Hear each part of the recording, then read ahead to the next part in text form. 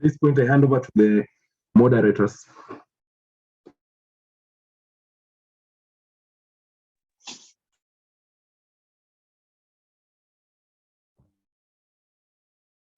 Thank you, Valencia. Okay, so I think I can begin. Or should I wait for a few minutes to make sure that Calvin is on? I don't see him online. Hello. On. I'm Yes, on. Calvin, you're supposed to switch on your video.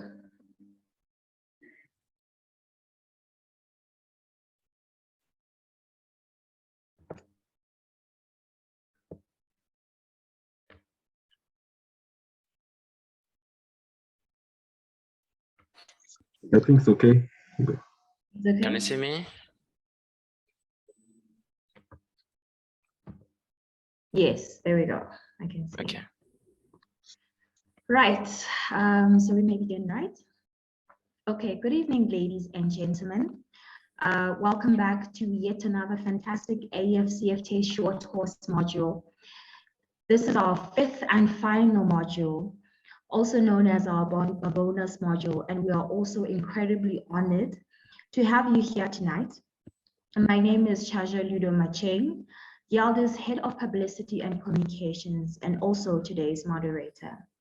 I'm not by myself today and will be joined by another African youth champion. Please introduce yourself, Calvin. Bonjour tout le monde, je suis très content d'être parmi vous ce soir. Je m'appelle Kelvin Adanchede, je viens du Bénin. Je suis spécialiste de l'engagement des jeunes en Afrique et blogueur de développement pour la Banque mondiale. Je serai votre modérateur francophone ce soir. Thank you, Calvin. Now we move on to our etiquettes, which is our rules of engagement. Can you kindly just move on to the next page? Thank you very much. So these are our rules of engagement in today's module. Great. When you enter the short course on Zoom, make sure you are on mute. Secondly, remain on mute throughout the round table. Thirdly, ensure that your camera is off. Type your questions or comments in the chat box only and put your name and country. This is very important for you, ladies and gentlemen, to do. Those whose questions or comments are selected will be asked to unmute and speak. Participants may open the mic if they're called upon. If you are asked to speak, you may introduce yourself by name and country. Only please, and then repeat the question or comment you've typed in the chat box. And finally, would like to stress this, really stress this more than anything. That's why it's written in bold, that the translation is available in French and in English on the far right bottom hand corner. Just select your language there. So if you're having a problem with that, just type in where you can find in your translation in the chat box, and one of our other modulators and our technical guys will be able to assist you with that. But it is in the far right bottom hand corner, and all you have to do is just simply select your language and we're good to go. I already see somebody says that they have a problem with sound. Can you all hear me?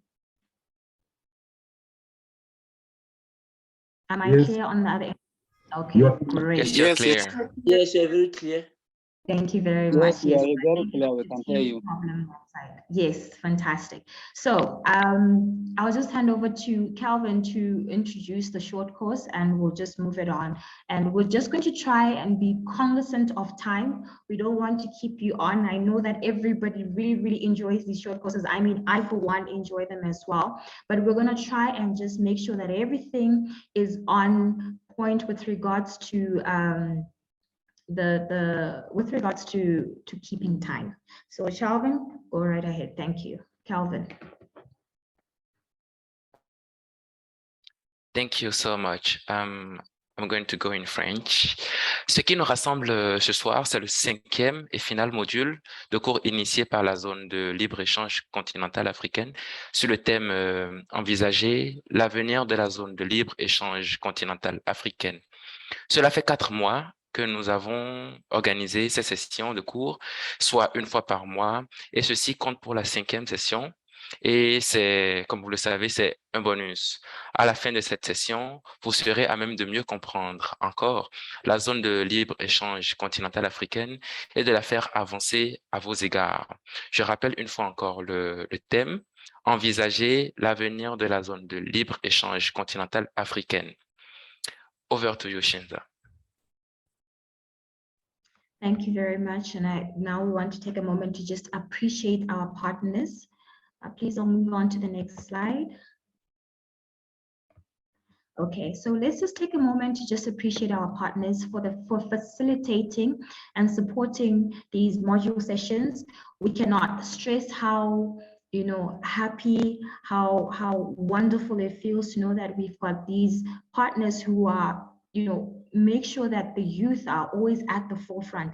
So we just want to take a special thanks to the following: the AfCFTA Secretariat, the African Union, UNDP, ITC, Afreximbank, and not to forget to mention UNECA. We thank you very much for your continuous support.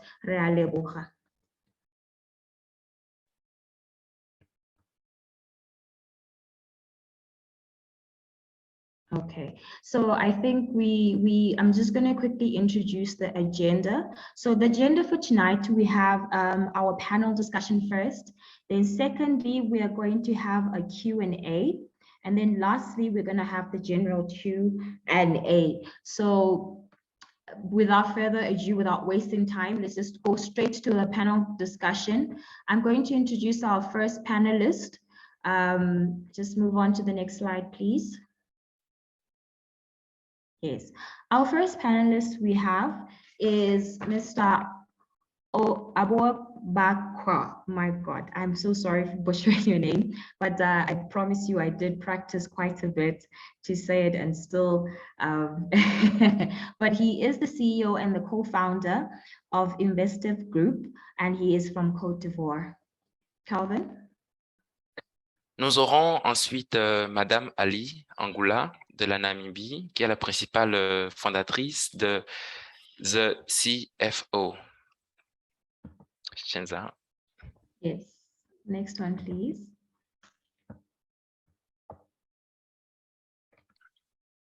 Okay. We have Mamende Richard Abaka.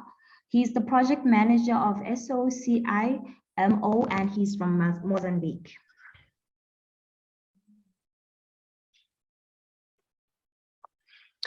À la suite de monsieur, nous aurons Madame Diana Zambi Mate, la fondatrice de JNJ Maker Limited. Elle vient du Kenya. Next slide, please.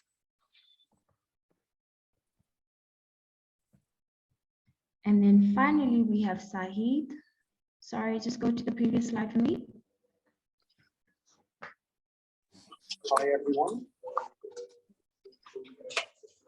That's the slide. Okay, so Haif, sorry, my apologies. We have Haif Asembata. He's the managing director of services. I'm not sure I can see what that says there, so I'm just quickly going to check it out.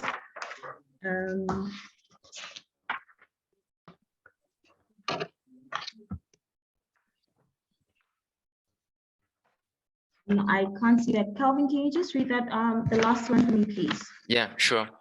We have Mr. Evie Azensa, Managing Director, S2 Services SARL. And to finish, we have, next slide, please. To finish, we have Mr. Said Talat, founder of Click It, and he's from Egypt.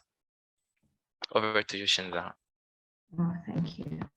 Thank you very much. So, thank you very much to all our panelists. So what we're going to do now is enter into our general questions for the panelists. Now, this is the question that we have for all of you, and I must explicitly mention that you only have 3 minutes, each one of you, to answer this general question. So I'm going to pose the question to our panelists, and this is the question. What opportunities lie within the implementation of the AfCFTA? And how do you think the youth can help in the successful implementation? I'm going to repeat the question one more time. This is the question. It says, what opportunities lie with the implementation of the AfCFTA? And how do you think the youth can help in the successful implementation?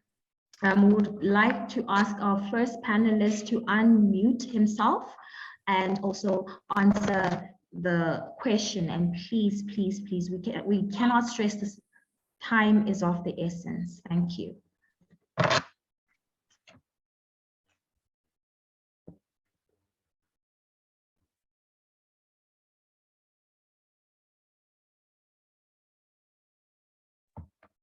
Mr. Abu Bakr? Mr. Kareem, can you hear us? Kindly unmute yourself and answer the question.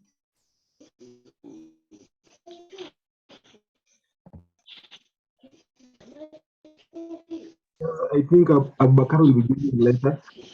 You can move on to the next speaker. Also, Ali is not available. She'll be giving later. Also, Zambi. You can engage kindly Mohamed, Have Okay. and Said. Okay. Yes, Mr. Mahmoud, can you kindly unmute yourself, record, and just answer the question for us? Okay. Hello, everyone.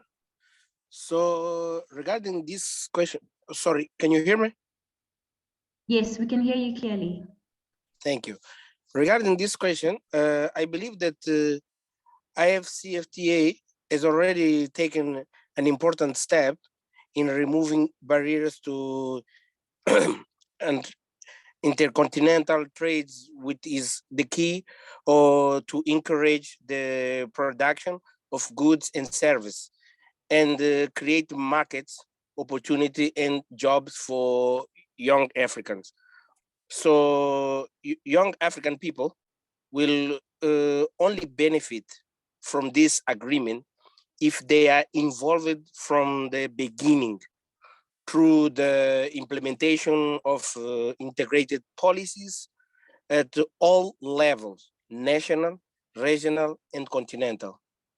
So I also think that each African region or country have its own culture, social and political reality. And also the young people are involved in all these facets and are represented in the formal and informal sectors. I can say that most of the African is involved more in informal, young people, sorry. So we need to bring to the table a representation of these different realities so that we can achieve a comprehensive and satisfactory results. So that's why I think that can be some of the opportunities for the young people to the young Africans to take benefits of the AfCFTA agreement.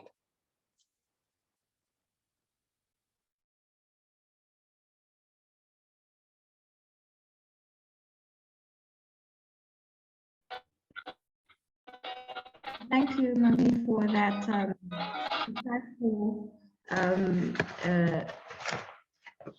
those insightful words with regards to our question. Can I also have Ms. Diane also give us our contribution, a short and sweet contribution with regards to that? Mr. Mahmoud mentioned that the informal sector rather is something that is not touched on it with regards to the AfCFTA. But like I said, I thank you for your contribution with regards to that, not to sway our other listeners, but I'd like Ms. Diane to also have an input and let us know what she thinks of the questions. What are the opportunities that lie for the implementation of the AfCFTA, and how do you think the youth can help in its successful implementation? Over to you.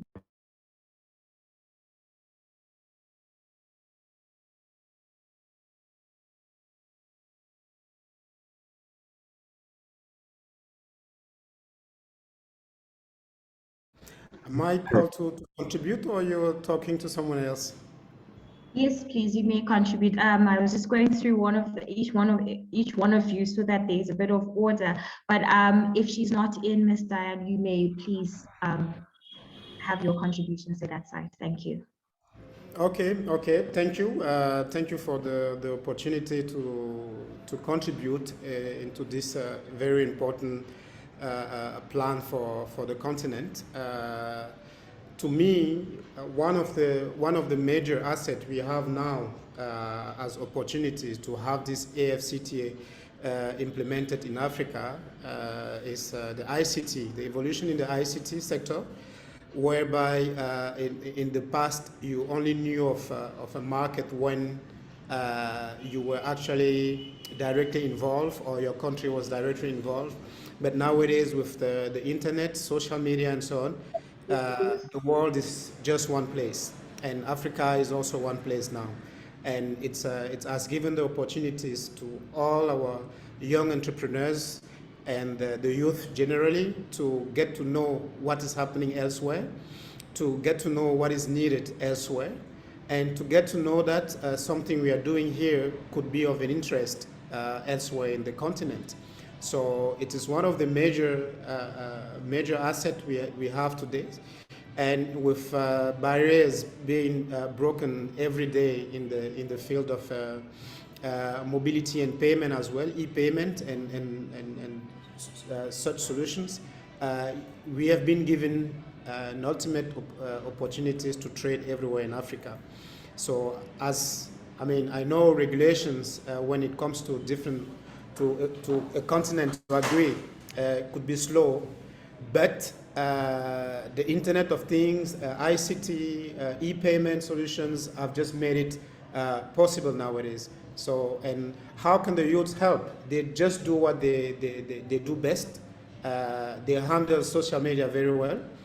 They can create opportunities through social media, and they can access markets that 5 years ago they would have never thought of, or the elder would have never thought of. So I believe by expanding their reach through ICT and opportunities given by ICT for trade, they will be helping a lot, and they will even get the regulation aspect to be implemented maybe earlier than maybe expected. So I would say that is where the opportunities and lies more, and where the youths can actually bring their know-how of ICT and social media to really bring this agenda forward.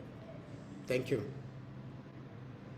Thank you very much for your contribution. And just to piggyback off your statement about the Internet of Things, I'm very, very curious. Do you think that Africa is on the right path? Because I mean, it says that the rest of the world is basically in the fifth revolution, the fifth industrial revolution.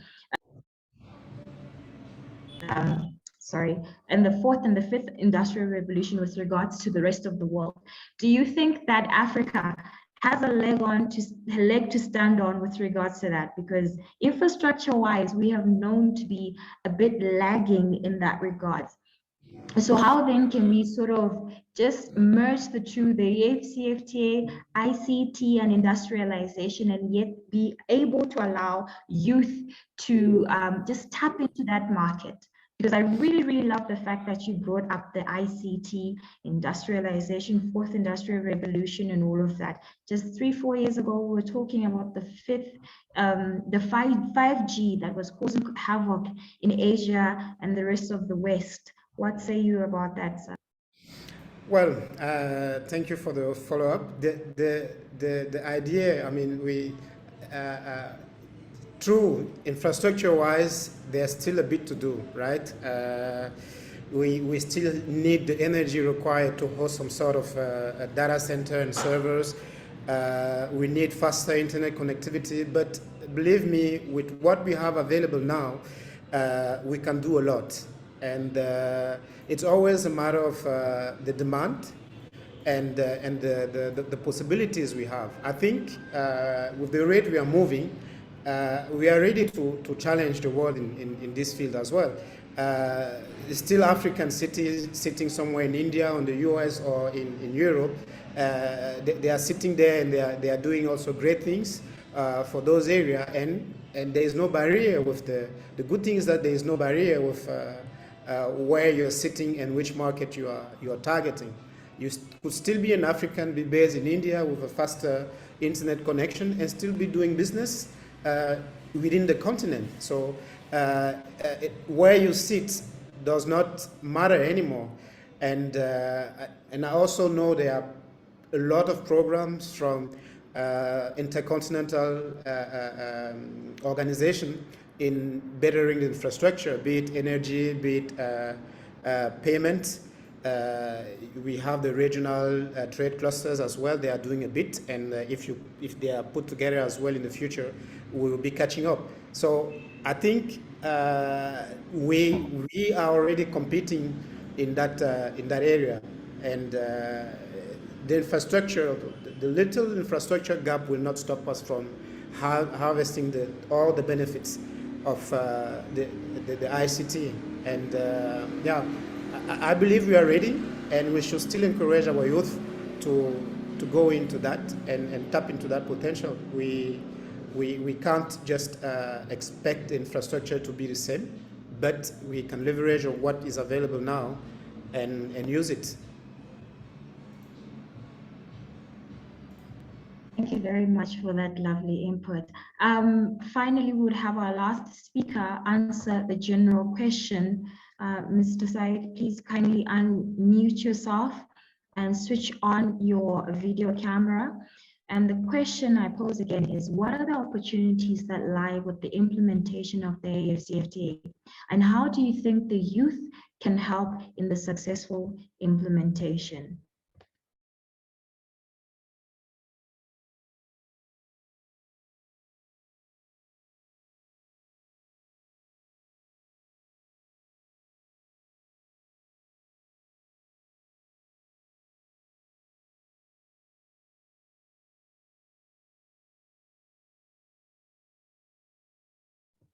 Said, can you try and unmute yourself?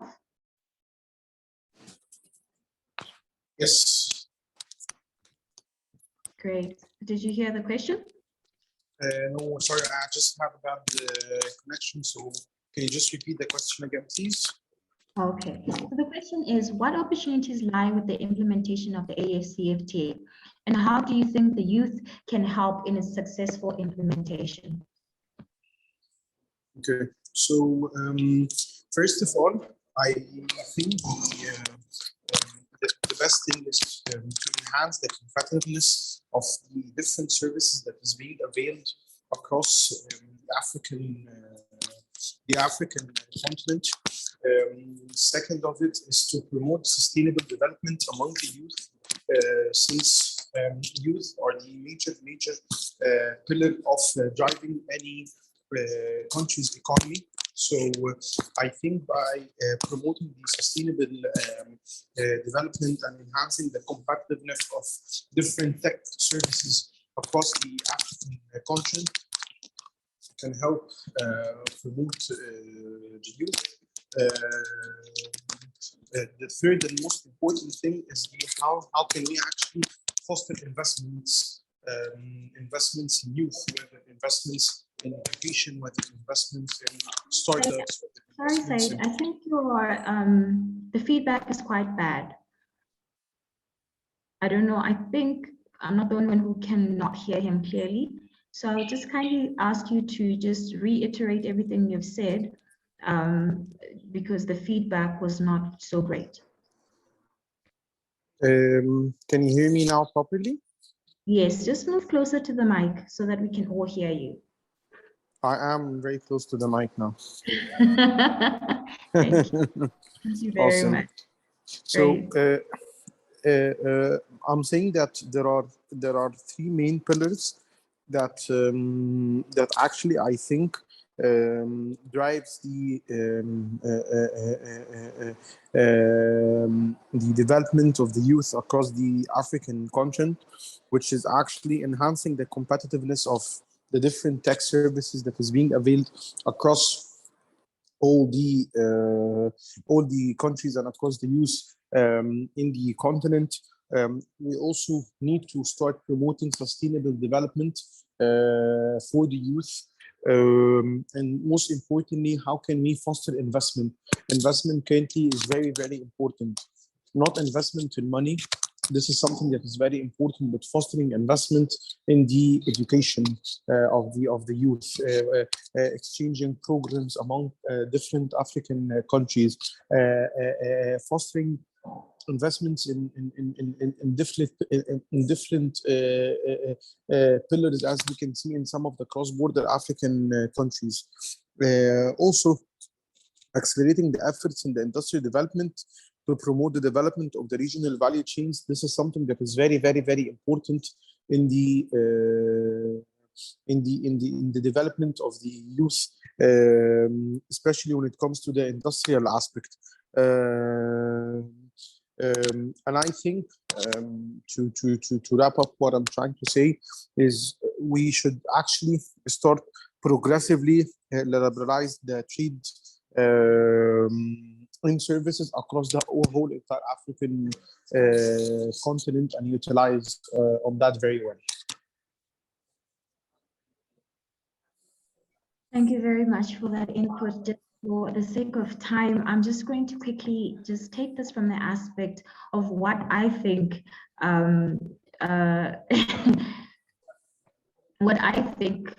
the opportunities would lie with the implementation of the AfCFTA and how I think it would help the youth. One thing that I've personally noticed with a lot of these policies and a lot of implementations of these inter-trade links is that they often link women and youth together. So even with regards to the protocol, it's women and youth. And not all women are youth, which is something that I wish that everybody, regardless of whether it's policymakers, ministers, people in position of power, need to learn how to separate the two. So personally, I think that another untapped market and that contributes significantly to the African economy is women in cross-border trade, right? But not just any kind of cross-border trade, but informal cross-border trade. It's something I'm very, very passionate about, that I wish that more leaders would understand and comprehend that, listen, majority of our parents, especially women figureheads in the family, they do a lot of informal trading, but the policies are not congruent. They're not covering that section and that aspect of them. So I know that there are a lot of opportunities there. For instance, the four corners of the world in Botswana, where it's Zimbabwe, Zambia, Namibia, and Botswana, there's a lot of cross-border trade there, but there's a lot of informal cross-border trade there. So that is something, that is a market that I feel can be tapped in. So both young women and old women, so I'm speaking on behalf of women and youth at the same time, can actually find something to gain from that. So that is my thinking with regards to the implementation there, and how even those who are not as learned as everybody in terms of book smart can also tap into that market. Just to close off that segment, that is my little 2 cents worth with regards to that topic.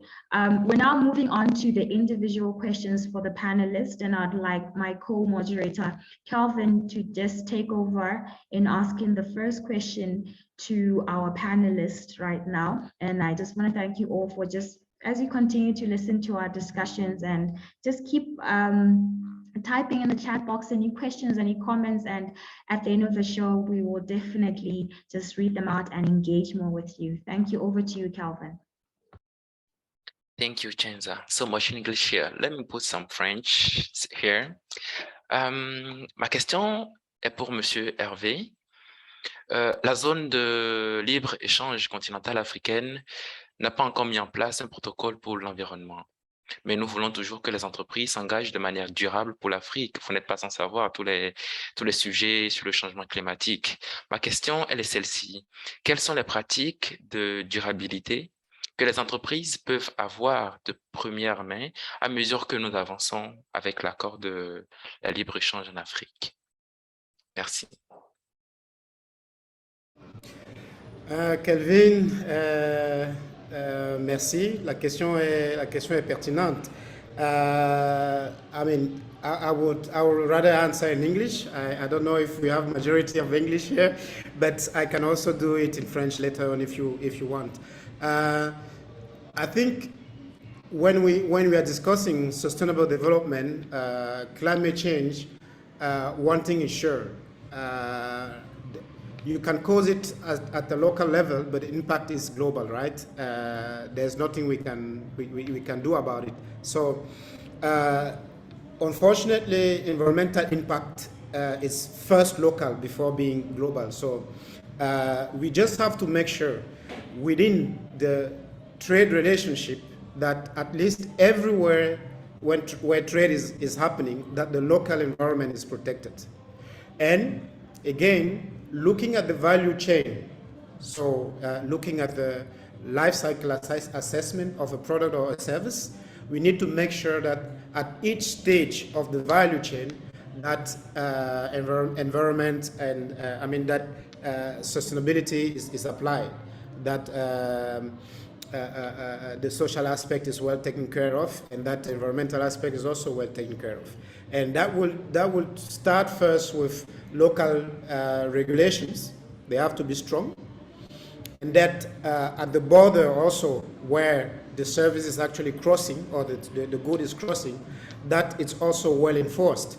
So it is like each one cleaning in the front of its own door will make the whole trade be also sustainable. So it is important that we look at the whole value chain, either of goods or services, and make sure at each level of the value chain that all the principles related to climate friendliness, environmental protection, and so on is well kept. But again, I would love to stress that as a practitioner in the field, it is one of the areas where there is massive opportunity for youth, right?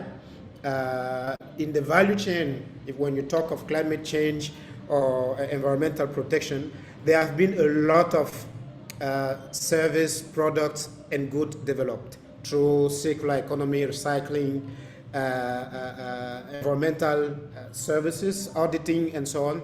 It has also become, let's say, a stream of activity, a stream of area for job creation, right? Where the youth can also tap in. And the good news is I can be sitting in Douala and providing environmental services in other countries in Africa. In fact, S2 is based in Douala, but we have worked around, all around Africa, almost 80 to 90% of the countries. So it is both a must, but it's also an area where there are massive opportunities for the youth, both in services, product development, activity development. So I really believe that we should encourage our government to enforce things at the local level, but also at the international level in Africa, because it's an area where you can employ a lot of young people and develop a lot of solution services and even goods. So it is rather an opportunity. Merci beaucoup, Monsieur Hervé. Ce que je retiens, c'est que au-delà de cette crise environnementale que nous sommes en train de subir actuellement, il y a beaucoup d'opportunités qui sont quand même ouvertes aux jeunes, desquelles ils peuvent profiter pour créer de nouveaux business, de nouveaux biens, de nouveaux services, etc. Et également, toutes les entreprises, toutes les organisations ou tous les business, même des jeunes, ne peuvent pas prétendre qu'elles sont trop petites ou pas assez grande pour prendre en compte en fait cet enjeu environnemental. Donc c'est ce que je retiens. Merci beaucoup pour votre intervention. À présent, nous allons passer à Monsieur Saïd. Mr. Saïd, can you hear me? Yes, I can hear you. Okay, great. I will keep going in French because I'm the French moderator. I don't understand French. We have the simultaneous translation over here, so I want to make our French participant comfortable. So I can. Where's the simultaneous translation? Where does it occur? At the bottom, you can see the interpretation button, and then click on it and select the English translation. Language interpretation.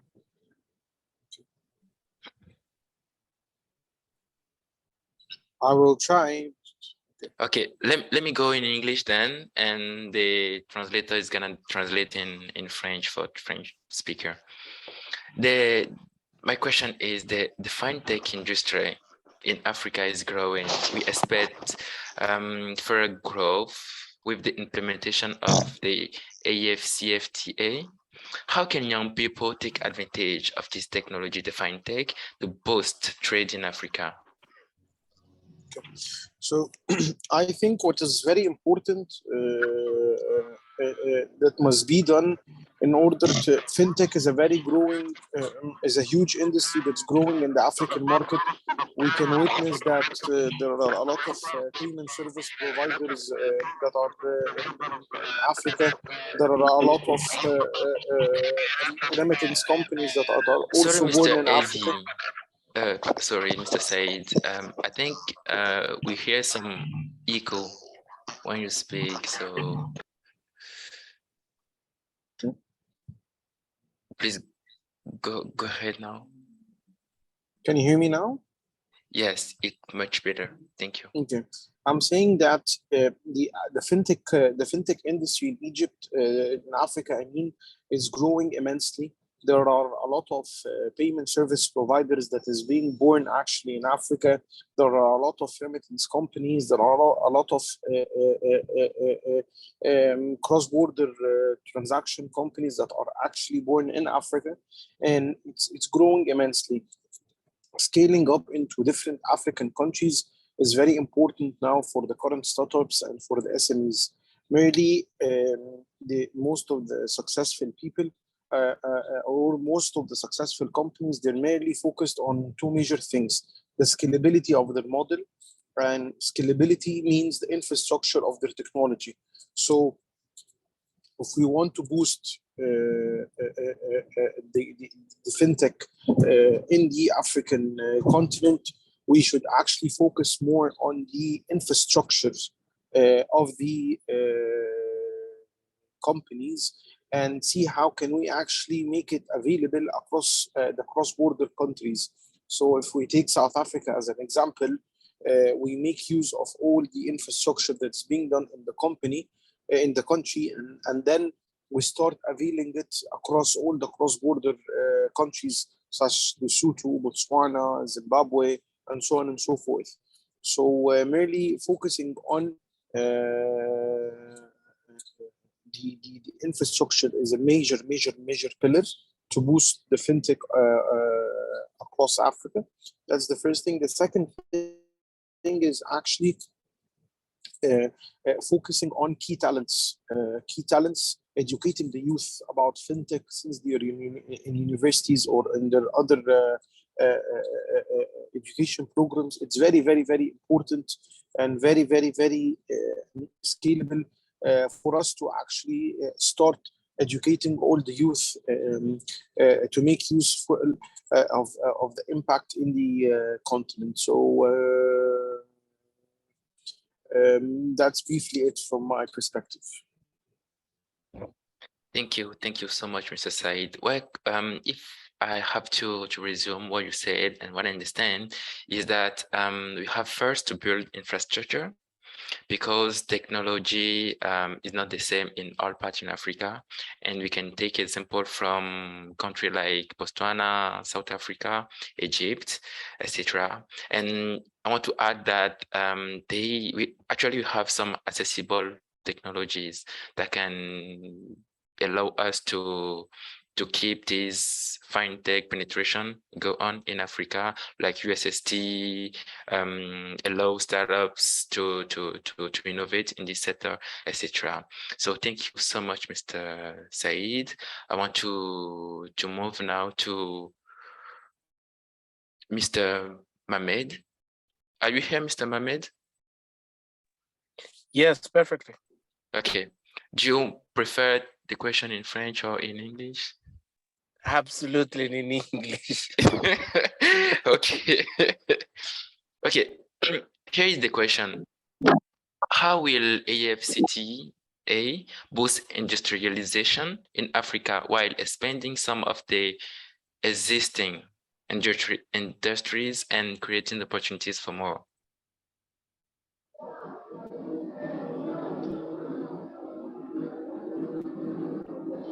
Can I Yes, repeat it? Do you prefer? Please, please, please. Okay. How will AfCFTA boost industrialization in Africa while expanding some of the existing industries and creating opportunities for more? Okay. First of all, I believe that the manufacturing industry has proven to be the first model for the development of the industries in undeveloped countries like most of the African countries. So also in many cases, for example, I will in agriculture, I will give in the example that's most accurate in my country, in Mozambique. The production chain doesn't close. This means that we can find, for example, a good cotton production in the field, but with the lack processing industries in manufacturing textiles. So, which has been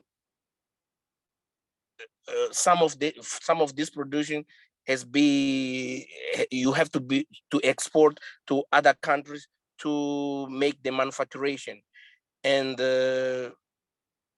because you don't have the right tools or the right industry to close the chain.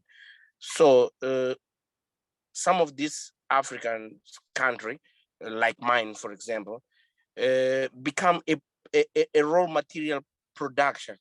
So to export the raw material for other countries to be processed.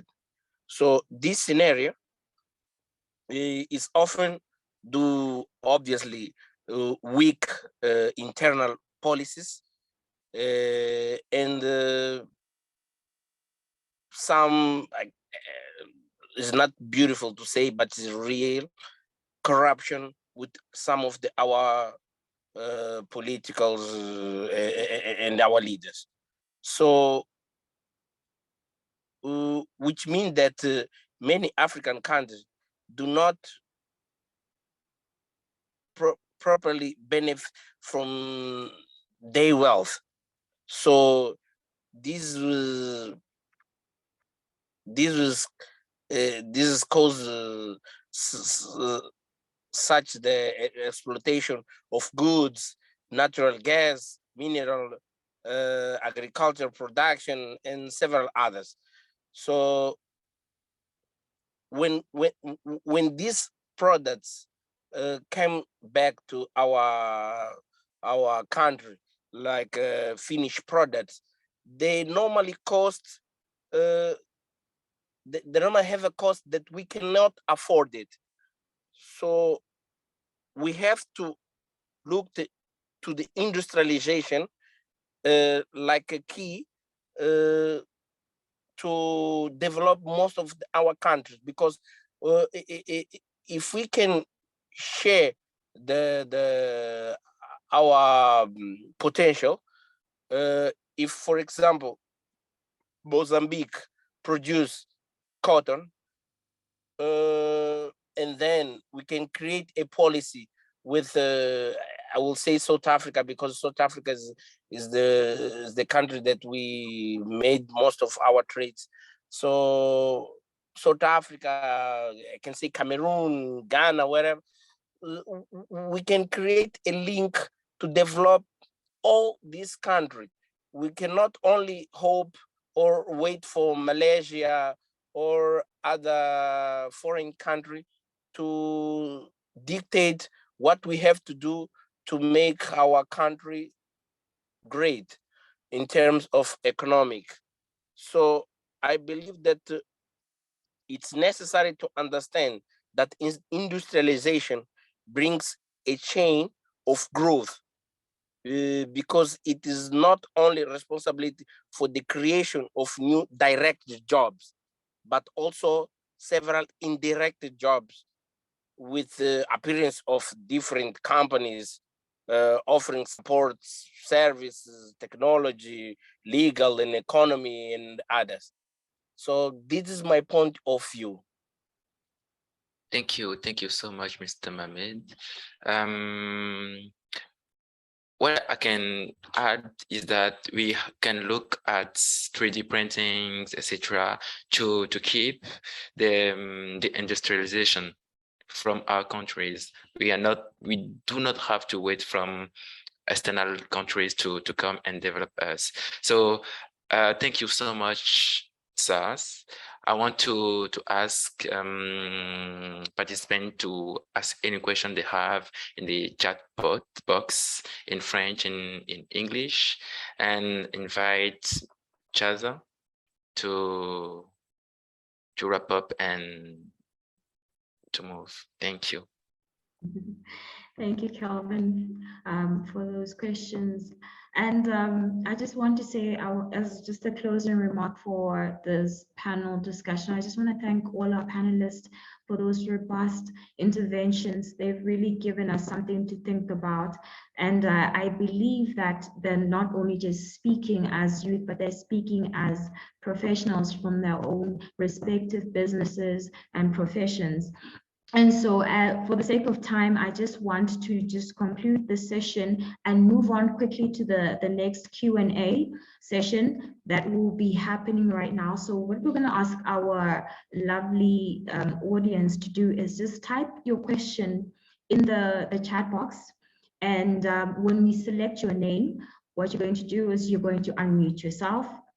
Hopefully just switch on your camera as well so we can see your lovely faces, and then you let us know which country you're from, introduce your name and possibly what you do, and then you can let us know of your question.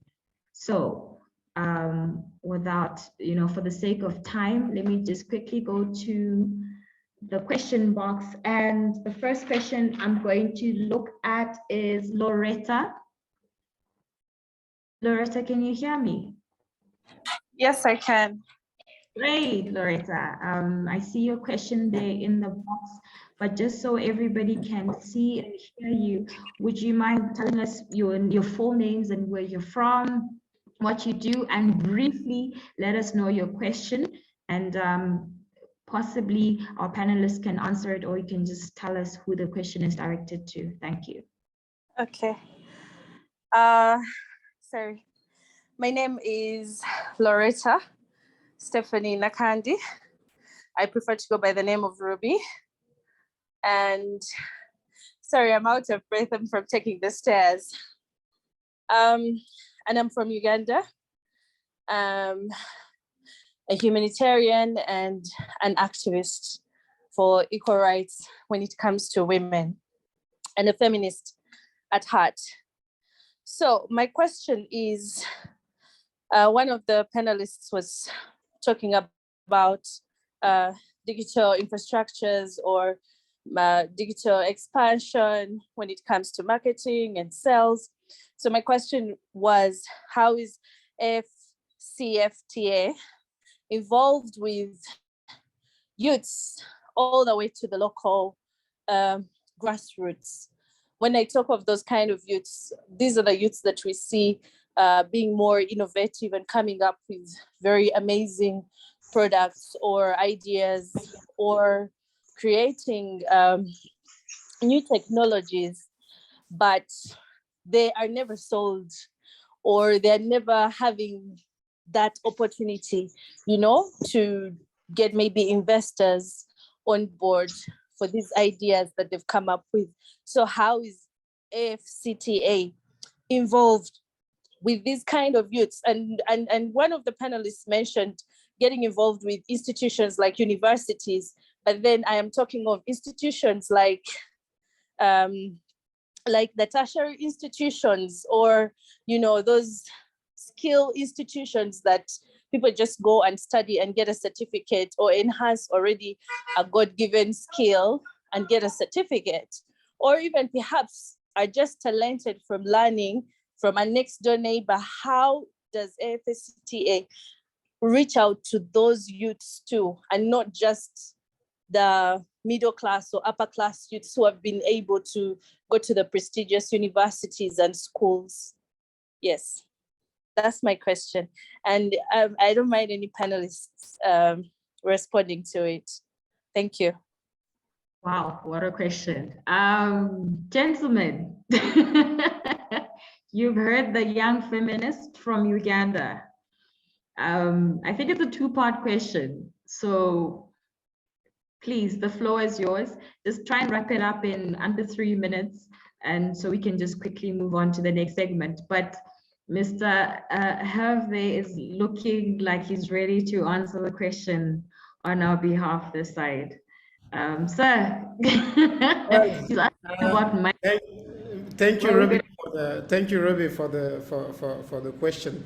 I mean, trade means you have a product and there's a market, right? Any product or service you are designing it for someone. And if you want to be a player in the AfCFTA, you want to design product that can be sold elsewhere in the continent. You want to design things that can be sold next door. Or if through social media, you have identified a particular need from Namibia, you have identified a particular need in South Africa or maybe in Cameroon, and you want to address it, right? The channels are there. Fortunately, we've seen the cost of the internet connectivity going down, right? We've seen the cost of ICT device, tablets, Android phone going down over the years. So just to be able to include those who could not afford those devices in the past. So through the connectivity and the devices, you actually have access to 54 countries, right? 54, 55 countries in the continent. And you just name it, identify your demand and address it with the sophisticated product or services you are mentioning. Then you have your market. And one thing that is important, you're not supposed to know everything. If you're not good in marketing, get yourself some friends or other partners who knows more in marketing in social media, for example, to be able to do it. And even with the marketing friend, it's not enough. You need to add logistics partners who will help you to get the product or the service across. So it's all about knowing that our market is no more the only place where we live, the city where we live. The market has become the whole world. And the whole world is bigger than only Africa. So, and Africa is even bigger than the neighboring country. So, and these are the things we should consider by designing our solutions, right? And that is what we also should look at when we go to university, higher education, or when we follow courses. It's not just to get knowledge, but it's also to get partners and those with whom we can develop activities. And as long as we're discussing AfCFTA, it is trade. So you need to have something that the other one needs. And this is, once that is all set, it's just how getting things across is made possible now. And ICT has enabled it. Payment method is now available to get things across. And it's not yet, let's say, 100% what we want, but at least we are getting there. And the opportunities are just available, and we should make sure we take them. Thank you very much for that intervention. I believe you've really answered her very, very well. Miss Loretta should be very, very happy wherever she is in Uganda. And I just want to wrap up this segment and just say thank you so much to our lovely panelists. Thank you even more to our audience for being so engaging. As we move on right now to our next segment, remember we're just cognizant of time and we just want to just keep everything nice and tight. We're moving on to our third agenda, which is the general questions.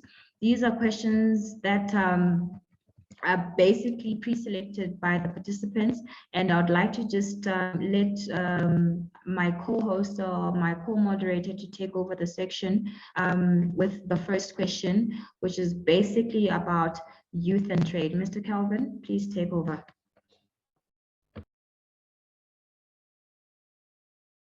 And our lovely panelists, please, you're more than welcome to just keep up with us and enjoy the rest of our segments with us. But thank you once again.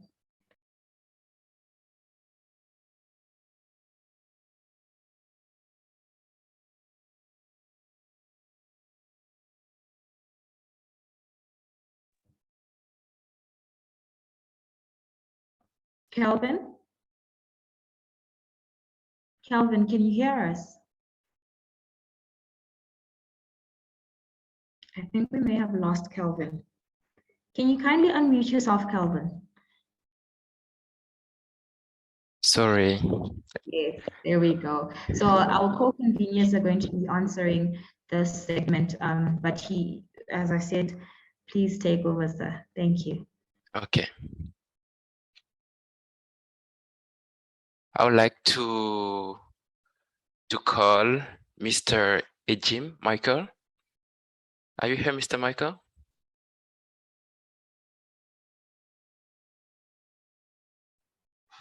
Yes, I am. Good Okay. evening, everybody. Good evening. Can you I'm please? excited to be here. Okay. So thanks for the opportunity to ask my question live. I must say that this session has been very insightful and I've gained so much from the first module to the last module.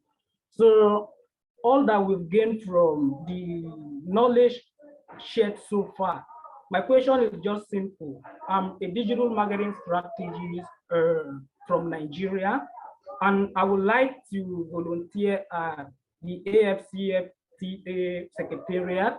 So is there any social media or publicity team that I can join now? That's question number one. The next question is basically on how can I leverage the AfCFTA to increase visibility and sales of my information products, such as books, online courses, training and coaching programs. The last but not the least, because of time constraint, that's why I'm rushing. So the last question I have here is beyond leveraging the AfCFTA to sell my own products and services, how can I come in as an individual to leverage this platform to increasing the digital economy of my country, like Nigeria, and that of Africa as a whole? Okay. Thank you, Michael. We know that you're Michael Ejim Etia, and you're from Nigeria, right? Yes, I'm from Nigeria. Okay, thank you. You're welcome.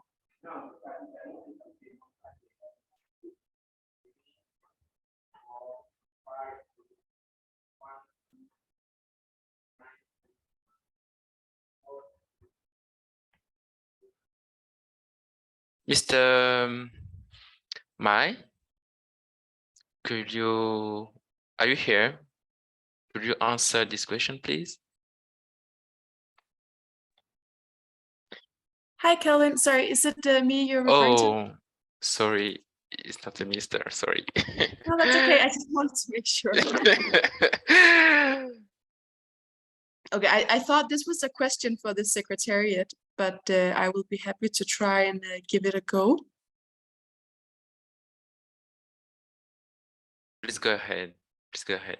Okay, so there were actually 3 questions in this one. The 2 last questions, as far as I understood, one of them was on how Mr. Michael, he can use the AfCFTA to trade across borders, and secondly, how he can become more involved in the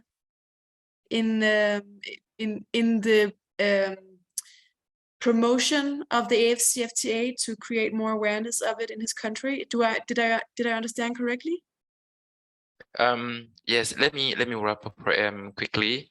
I think his question is, how does the NIOF leverage the AfCFTA opportunities, not only to carry out individual trading of goods and services across the continent, but to growing the digital economy of his or her country, Nigeria for his example, and his continent at large? Okay, okay. So first, I think it's important when you have to look across borders and see what kind of opportunities the AfCFTA creates for your business. It is to first of all explore what the AfCFTA does is that it creates a bigger market, both for your own products to be sold at, but it also creates opportunities for you to improve your supply chain, because you now have a whole continent as a market you can develop your own products from. So now I don't know what kind of products or services Mr. Michael he's trading with, but it will be good to both look at how can he advance his goods or services, how can he generate more value added by using the market from Africa, but also to see where are the market opportunities within the continent. And then it's important to make a strategic framework of how you're going to target these different markets. So I think that would be my first answer. And the second question was, sorry, can you remind me again? It was very long. No, yeah, that was about the economy, how the digital economy in the country. I think youth play a very important role when it comes to innovation and digitalization, and youth are very entrepreneurial. So I think youth really plays a very important role in driving innovation and also in generating products that are directly targeted to the needs in the context of their own country and the other countries in Africa.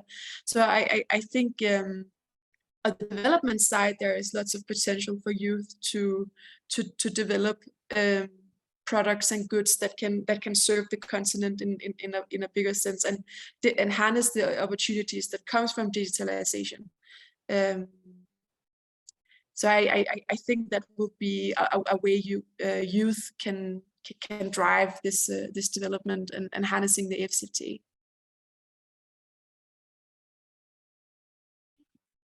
Thank you so much. Mr. Michael, I hope you have the answer for your question. And all right, due to time constraint, I will not demand much. If not, I need more information in that regard. But remember, the first question has not been answered yet. Sorry, Michael. If there's a platform where a team I could volunteer, we apologize. We really have to move on. We don't have time. Moderators, please. Thank you. Thank you, Mr. Michael. You can reach out to her if you want some clarification. Thank you. Jenza, please, over to you.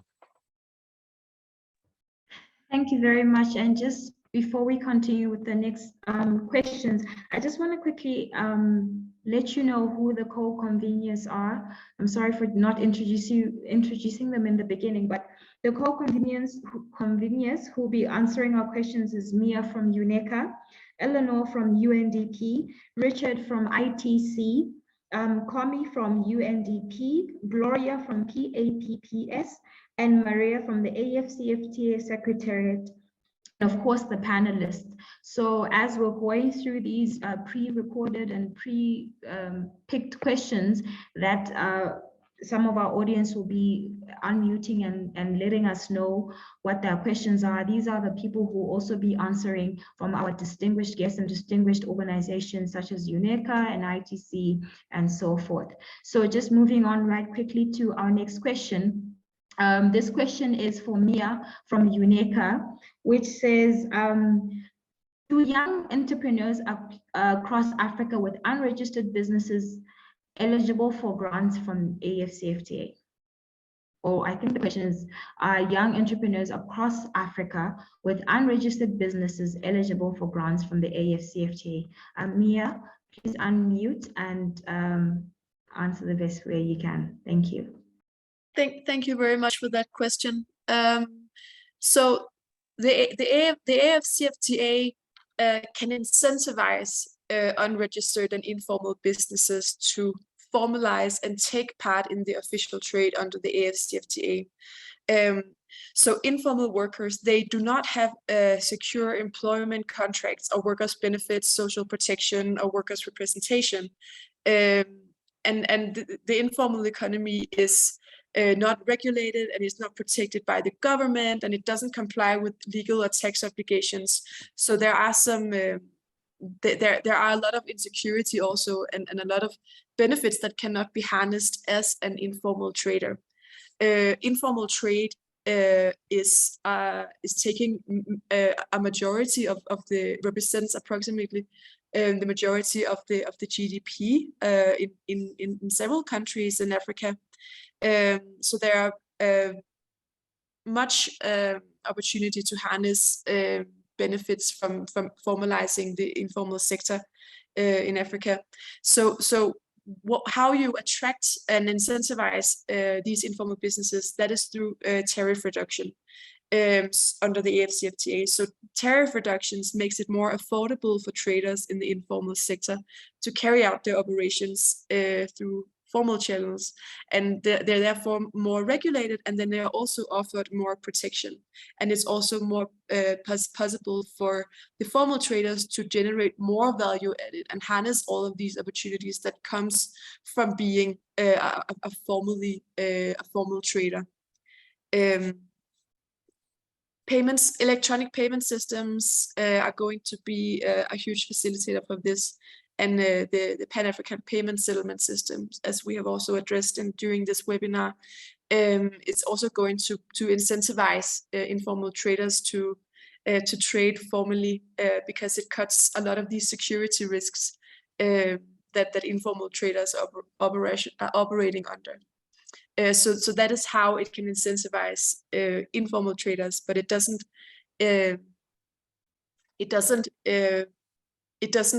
provide opportunities for informal traders if they remain informal. Thank you, Mia, for that. Calvin? Thank you, Jenza. This question is for Elena. I'm gonna go in Eliana, sorry, I'm gonna go in French. Here is the question. Comment les jeunes qui ne sont pas des entrepreneurs, qui ne connaissent pas l'économie, mais qui sont des leaders actifs dans leur communauté, peuvent-ils contribuer à la mise en œuvre des politiques de la zone économique de développement? Je reprends la question. Comment les jeunes qui ne sont pas des entrepreneurs, qui ne connaissent pas l'économie, mais qui sont des leaders actifs dans leur communauté, peuvent-ils contribuer à la mise en œuvre des politiques de la zone de libre-échange continentale africaine? Merci. Ok, merci Kevin. Je peux m'exprimer en anglais, so I'll speak in English. So, as youth, we know we are all called upon to be the fact that we are entrepreneurs or not, we are all called upon to spread what the AfCFTA or to take the opportunities the AfCFTA has for all of us. So being a youth and not an entrepreneur, but you want to contribute to the implementation of the AfCFTA, because we as youth can start by looking at it in terms of, we can decide to be like advocates of the implementation. Advocates through engaging with, engage with civil society organizations, economic empowerment groups, or even the public sector. We can all decide to engage with our national governments as well to make sure that the implementation of the AfCFTA is successful and we can all benefit from it. Also, we as youth can decide to join national or regional chambers of commerce in our various countries, to be able to share maybe our innovative ideas on ways through which we think this implementation can be possible. We can also decide as youth to maybe explore business areas, trade opportunities within Africa. This will be the fact that we are entrepreneurs or not is going to maybe contribute in one way or another in the implementation of the AfCFTA policies. Thank you.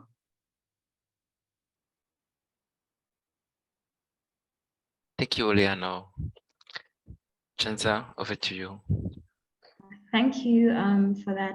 This question is posed for Mr. Richard from the ICT, and this is the question. Having embraced the AfCFTA as youth of Africa in signed and ratified countries, with some of us, the youth, being part of the SMEs, entrepreneurs in our agencies or companies, and willing to be entrepreneurs in the future or during the AfCFTA, how are the key stakeholders for the AfCFTA going to engage us to achieve our goals as far as the AfCFTA is being implemented? So I will repeat the question again. The question is, how are the key stakeholders for the AfCFTA going to engage us to achieve our goals as far as the AfCFTA is being implemented? Mr. Richard, please unmute yourself. Okay, Michelle, thank you very much, and apologies for coming late because I had a prior engagement. So, but I'm happy to join, so to say. Particularly this question, I would say that the AfCFTA is basically for the youth, because we are looking at a population, a continent with a massive youth population who are actually doing businesses. So clearly it is for the youth. And what I think the AfCFTA Secretariat is undertaking at the moment to support the youth is engaging the youth, and I would extend it to women as well, women and youth, to create a protocol that allows or tells how the youth will be engaged. And luckily enough, or fortunately enough, this protocol is being designed or is being prepared not by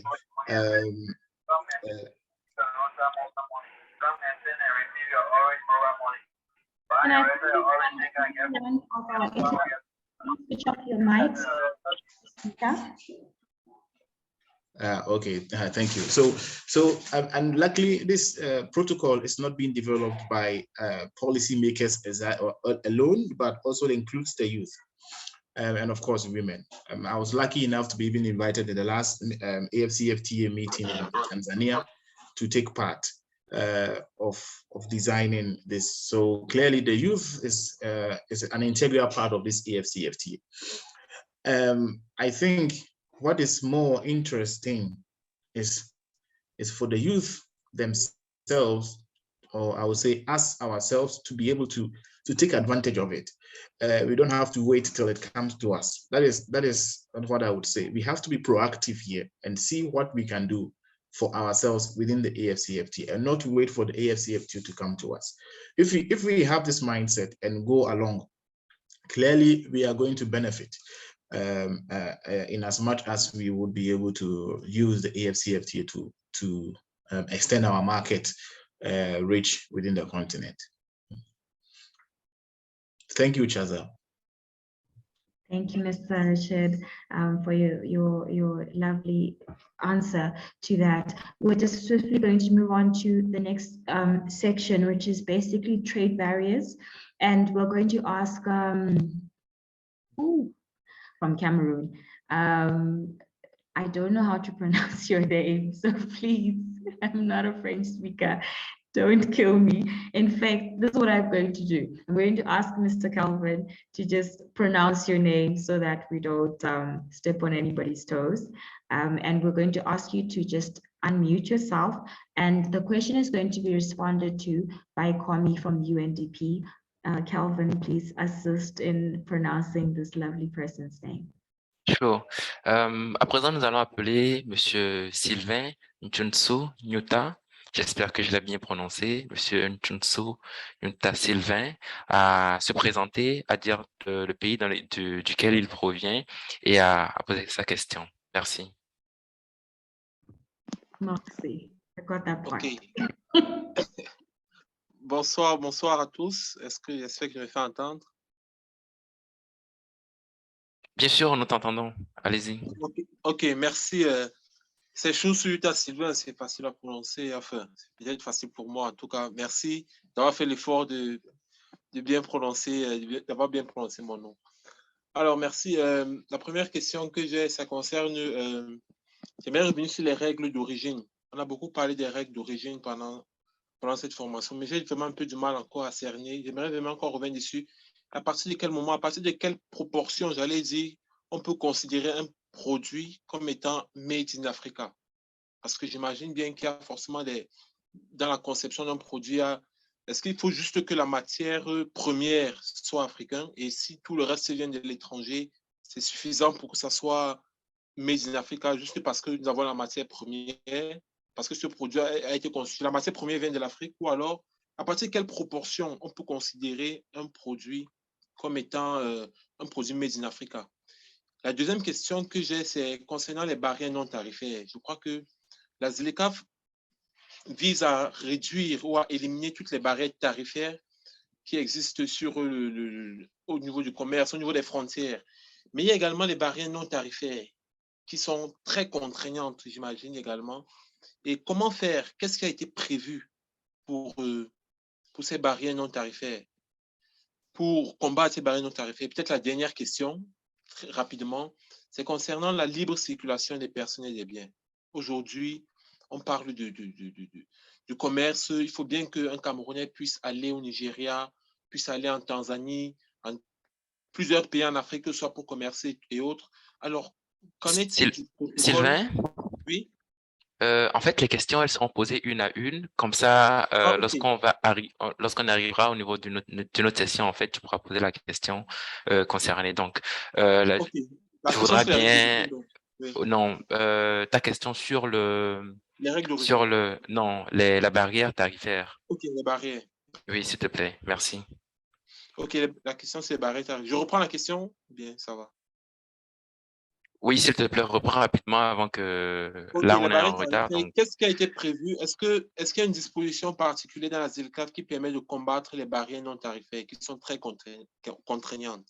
Merci. Ok, merci beaucoup, Sylvain.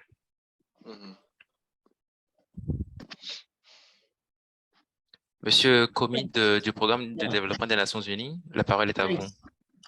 Thanks, Chaza and Kelvin. Unfortunately, I have to leave after this, so I will not be able to respond to other questions that will come, but my colleague will do that. So on the rule of origins, I think we need more than another session to do that, but I will certainly engage on bilateral. But what is important to understand when it comes to the rules of origins, these are the conditions under which you process your goods for it to be considered as made in Africa and enjoy the reduced tariffs. Now, if you are processing goods from inputs from one of the AfCFTA countries, being Cameroon, for example, that has ratified the agreement, Egypt, Cote d'Ivoire, South Africa, if the goods, the raw materials coming from those countries and processed in one of the African AfCFTA countries, then you comply easily to the rules of origin. But if you are importing any input from outside the AfCFTA zone, if the input is a final good, that is clearly not complying with the rule of origins. Now, when you are mixing, for instance, you are taking chocolate from Cameroon, and you are mixing with maybe some flavored chocolate from Brazil. So in that case, the percentage will play, the regional value content will play a big role. We're not going to what are the percentage because it will take a long time. What we have to know is under the AfCFTA, those percentage of value added content in local or regional markets are product based. So it will take a lot of time to go to all of them. But simple, if you process all the goods within the continent, you are okay. But if you mix, then you have to go into the calculation, which we cannot do today. On the barrier, non-tarif barriers, pour les barrières non tarifaires, let me switch in French. Pour les barrières non tarifaires, il y a un mécanisme en ligne pour les barrières non tarifaires. Je vais demander à ma collègue Eliana aussi qui pourra partager avec vous. Donc, c'est un mécanisme qui permet à tout individu au secteur privé de pouvoir aller enregistrer des plaintes. Si, par exemple, vous retrouvez à une frontière que vous avez des problèmes, vous pouvez aller sur le site là, c'est une base de données, vous enregistrez le type de plainte et les points focaux des barrières non tarifaires de chaque pays vont prendre action pour essayer de les résoudre. Mais sachez que pour résoudre les barrières non tarifaires, ça peut prendre des jours, des semaines ou même parfois des mois, dépendamment du type de barrière non tarifaire. Donc, j'espère pouvoir avoir brossé un peu, c'est donner quelques éléments de réponse, mais on pourra en bilatéral discuter davantage. Merci. Merci beaucoup, merci beaucoup. À présent, nous allons inviter Madame Mia de UNECA à répondre à cette question. Voulez-vous, s'il vous plaît, bien citer quelques barrières non tarifaires qui ont été mises en place et comment elles peuvent être réduites justement?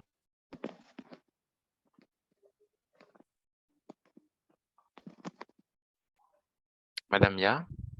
Thank you very much. Okay. So non-tariff barriers, they refer to restrictions that result from prohibitions and conditions or market requirements that make it difficult to export products, and it makes it more difficult or costly to import products. That as an example, that can be sanitary and phytosanitary measures. That can, for example, be if you have to export or import chocolate, there will be some particular sanitary standards which can be unreasonably difficult to comply with. And that is a non-tariff barrier that makes it difficult and costly for suppliers to export their products into another country. And what the AfCFTA does is that it has an annex which are going to try to streamline and minimize these kind of non-tariff barriers. It can also be excessive document requirements, import licenses that are more restrictive for applications. It can also be unreasonable labeling or product standards. So what the AfCFTA does, it deals with the simplification and the harmonization of the trade procedures, and it tries to harmonize the logistics to expedite import and export in the transit process when products are going across borders. So that is how the AfCFTA has this particular annex where countries are agreeing on how to simplify these measures to make sure it's less costly and more easy to trade across borders. Thank you. Merci beaucoup, Madame Mia. Chenza, over to you. Thank you. We're still talking about our trade barriers, if I'm not mistaken. So the next question is for Eleanor from UNDP, and this is your question.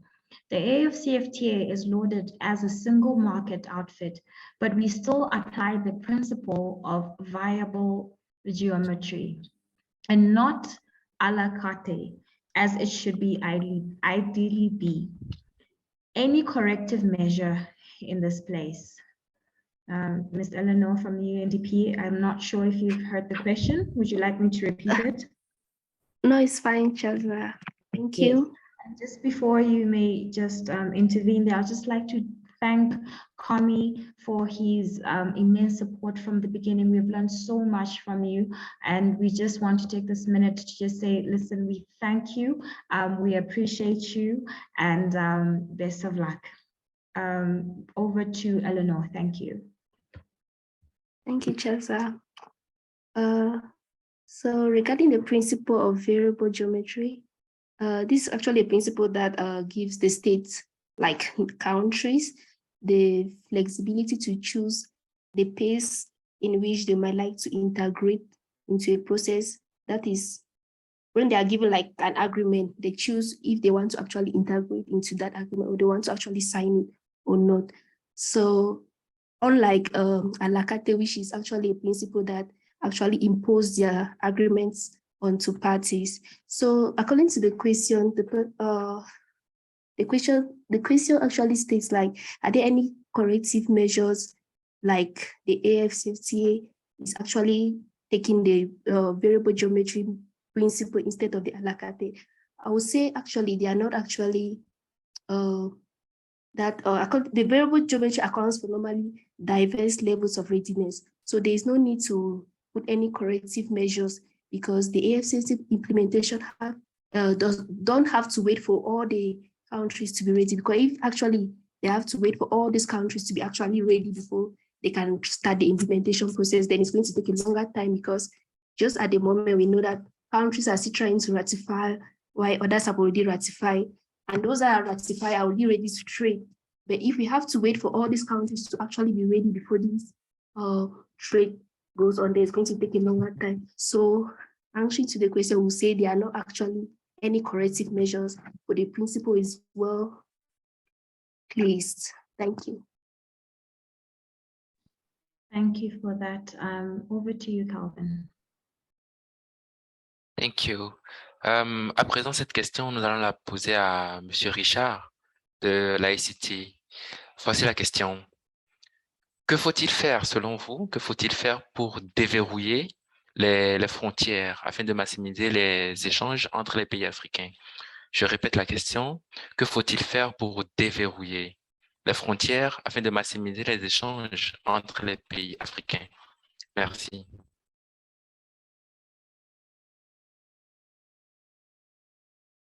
Okay, thanks once again. I think particularly for border issues, I had a chance actually to interview one of the high profile border, I would say customs officer who deals with border work.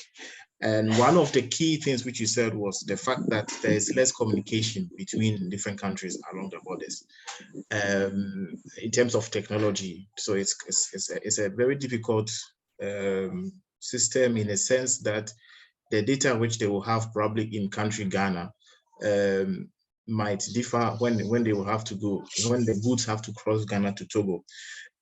Capturing data somehow seem to be different, but this shouldn't be the case. If I'm selling 100 bags of mangoes from Ghana and it is reported in Ghana as 100, it should at the same time also be reported in Togo as 100. It should not be underreported. And this is just an example between Ghana and Togo, and it cuts across the whole continent. So in one way or the other, there should be a clear communication channel, harmonization that allows goods to flow, or an automated system such that if you already key in information in Ghana, your counterpart in Egypt already knows that this is what the product coming is of this quantity, is of this size, it's undergoing through this rules of origin. Everything should be there. By this automation, it makes it easier to be able to make goods move across. Of course, there are a whole lot of non-tariff barriers which are hidden, but in one of which is about borders. Or automation of technology or automation of border systems really helps in order that goods can flow from point A to point B. And customs officials on the continent have actually met and they have discussed this thoroughly. And they have even undergone training with the World Customs Organization. So it's a process which is ongoing. It's only the situation at the moment that the AfCFTA is not fully enforced. Of course, there is the guided trade initiative which is ongoing to test how goods move from one point to the other in Africa based on customs procedures. So I would say that, yeah, this is one way to do this is to use technology to automate how data is captured in countries where they are dealing with trading. I submit, Kelvin. Merci beaucoup, Monsieur Richard. Chenza, c'est à toi. Thank you, Calvin, for that. Thank you for all our speakers, Richard, as the last one. We're moving on to our next segment, which is the trade of goods and services. And I'd just kindly like to ask Prince Justin to unmute himself.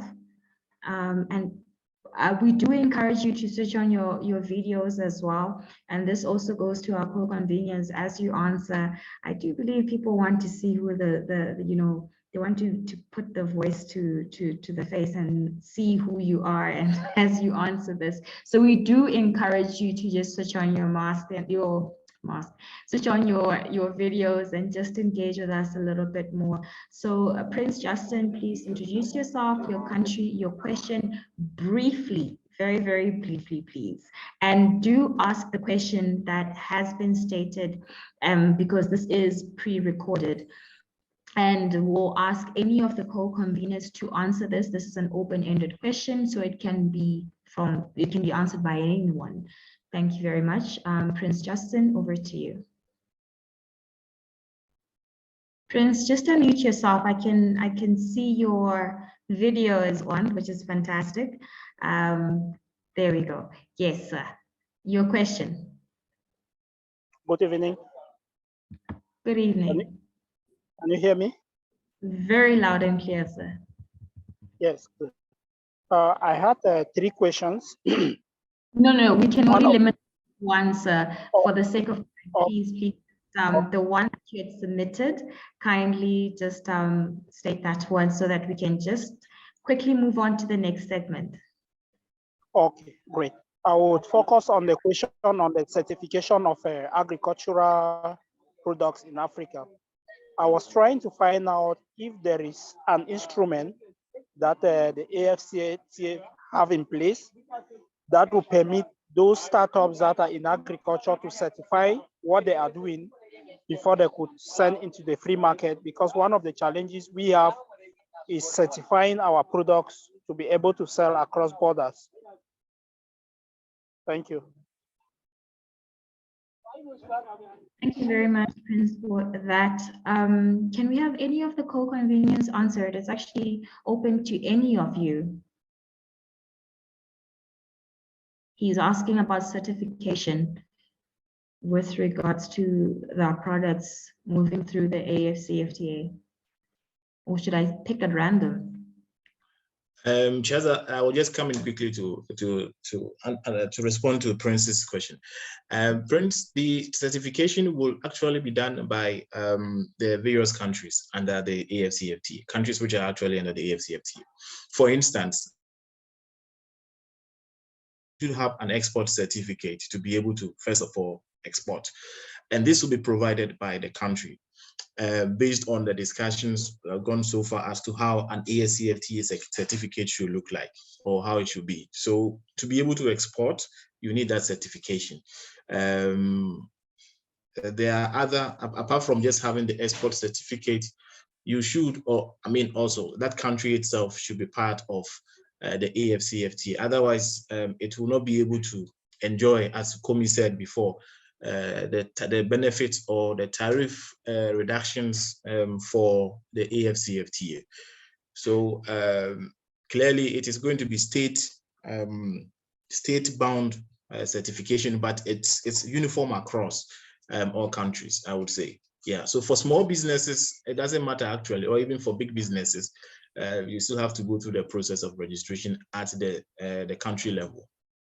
That is when you get a certificate. Okay, Chaza, I submit. Thank you very much, Richard, for your submission. Calvin, over to you. Thank you so much. Cette question, elle sera pour Mia de UNECA et la question sera posée par Monsieur Karim Sodikadio du Nigeria. Karim?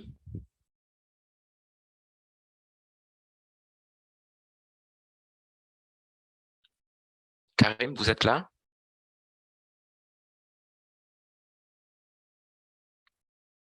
Je pense qu'il n'est pas connecté. Donc, je passe mon tour à Shaza.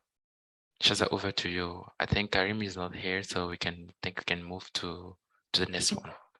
Yes, okay. Moving swiftly on, can we have Esther from Kenya to just unmute yourself and ask your question? Please don't forget to keep it brief.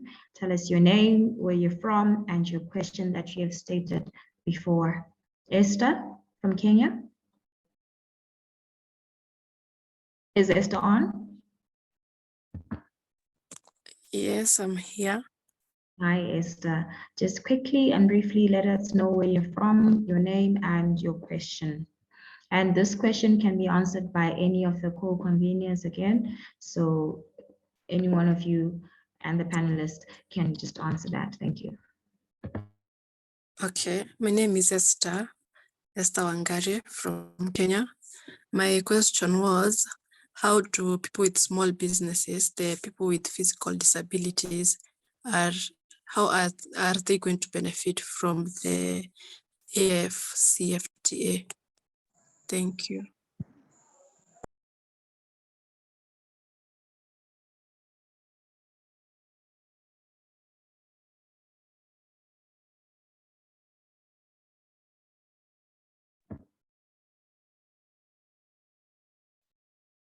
Esther, just repeat that question one more time so we can give them time to answer, any of the co-conveners. Okay, my question is, how are the people with physical disabilities that are carrying out small businesses in Africa, how are they going to benefit from the AfCFTA? Thank you for that. Do we have Maria from the AfCFTA Secretariat on? I think this question is best suited for her.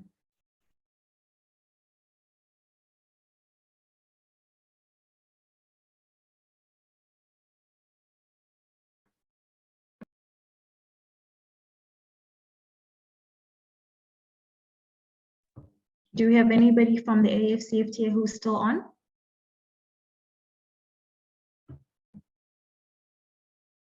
Okay. Chaza, let me quickly come in with the issue of disability. Actually, this is a very critical question and a very valid and important one which needs to be considered. Thank you very much, Richard. Thank you for that. Yeah, the issue is at the moment, the focus is on the women trade, women youth in trade, I would say. Well, but the AfCFTA Secretariat, just in case they come on, they can correct me.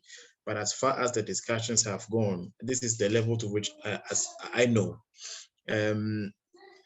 concerns have also been raised before how the people with disability, I normally don't say disability because I don't like the term. I say differently abled people because in any case, they're able to do something, but circumstances do not allow them to do it as how those we call able people will do.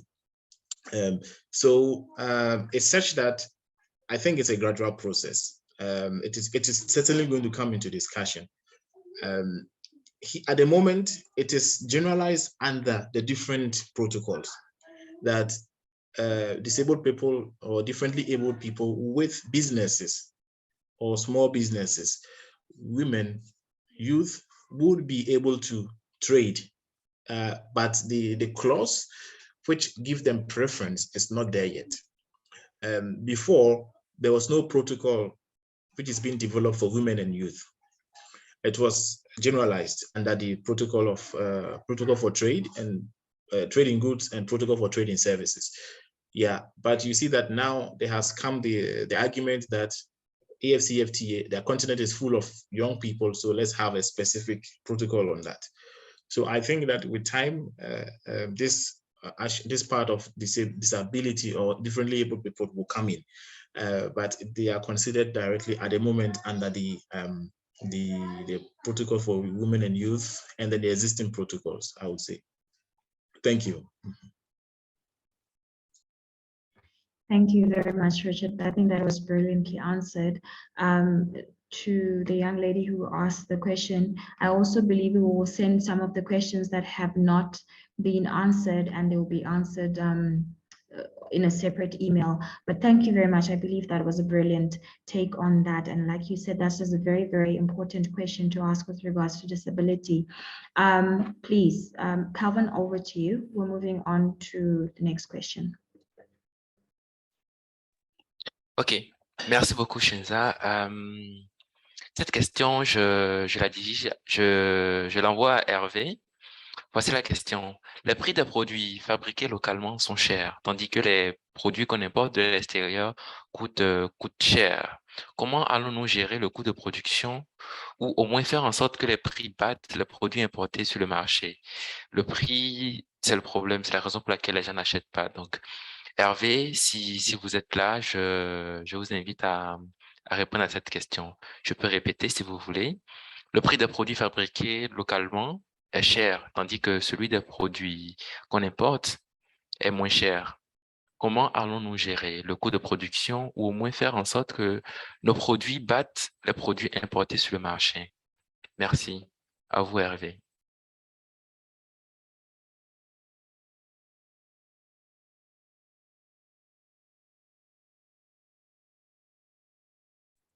Monsieur Hervé?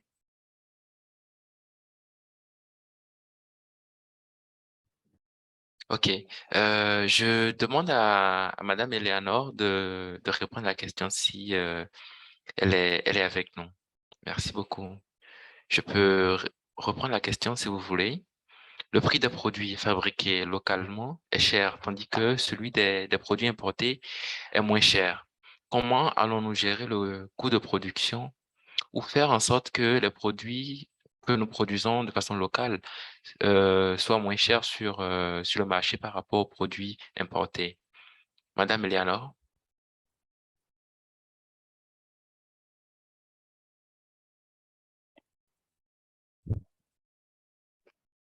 Okay, merci, Kevin. To me, I could say to be able to. The question again? Le prix des produits fabriqués. Le problème, c'est le prix. Les prix des produits. Okay. Non, ça va. Ok, super.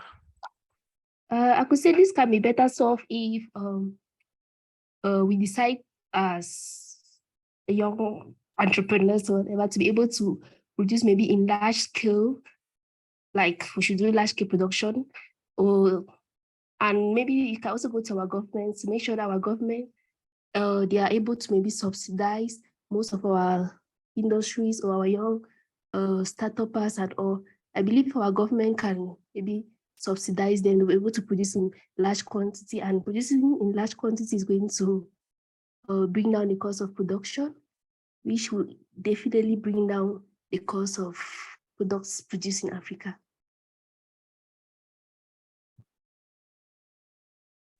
Kevin, may I just add to Eleanor's point, which is very valid, on the issue of subsidy or subsidizing.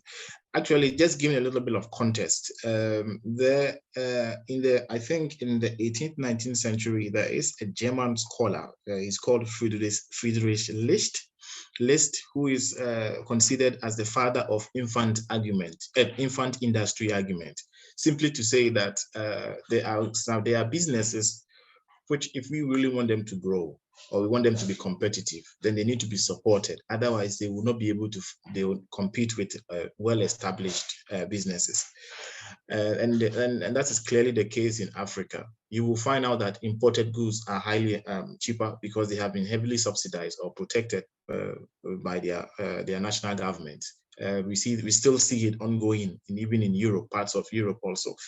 So I'm particularly also a fan of infant industry argument, because we cannot grow our businesses, or we cannot make our businesses competitive when we ask them to step in the boxing ring. I'm giving a scenario where a child begins to fight with somebody with muscular.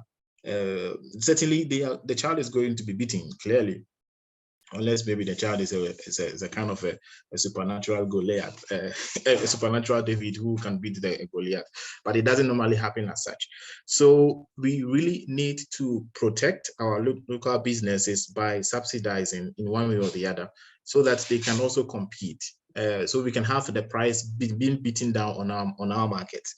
Otherwise, it is going to be the same, where foreign businesses come onto the continent with very cheap goods, and yet they are able to beat our produce or our service in a way such that if we imbibe that product as though it is ours, and then leave what we actually produce. So clearly, that issue of subsidizing should be, I'm sure free market economics may not really agree with me, but I think that for us to develop, we need to do that. Yeah. Thank you. Merci beaucoup pour votre intervention. À présent, nous allons aborder la section des règles d'origine. Et comme Madame Eleanor a pris la parole tout à l'heure, je vais lui reposer la question pour qu'elle puisse y répondre. Donc la question, elle est celle-ci. Les règles d'origine, s'agit-il de l'endroit où le produit est importé ou de l'endroit où il a été transformé? Merci beaucoup. Thank you, Kevin. I think the question is the rules of origin. Is it applicable to where the product is coming from or from where it is being processed? Yes.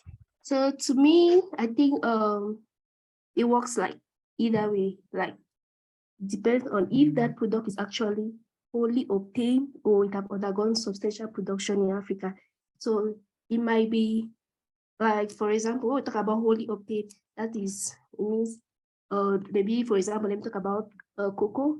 The cocoa beans, the cocoa is being cultivated in Africa or in Ghana. It is being maybe transported to Cote d'Ivoire and maybe processed to chocolate or whatever. So it is wholly produced in Africa. So if it's wholly produced in Africa, it's still considered as under the rules of origin. Again, if it is maybe undergoes substantial production or transformation in Africa. So we could have, for example, a product which, let me say, for example, we have cotton that is produced in Burkina Faso, and maybe cotton is produced in India. So the cotton from India is being taken and added to the cotton in Burkina Faso. Maybe a small quantity of it is added to the cotton in Burkina Faso to produce any fabric or whatever. So the fact that the value added, like the percentage of the value added is lesser, can still consider that product as a product which is produced in Africa, and the rules of origin is going to apply in it. So it is considered as a product under the AfCFTA because the value addition is small. It also goes to other products, maybe might have undergone a specific transformation and so on. So the fact that the product is imported or it is processed, it all depends on if the product have undergone a whole production or it undergone a substantial transformation in Africa.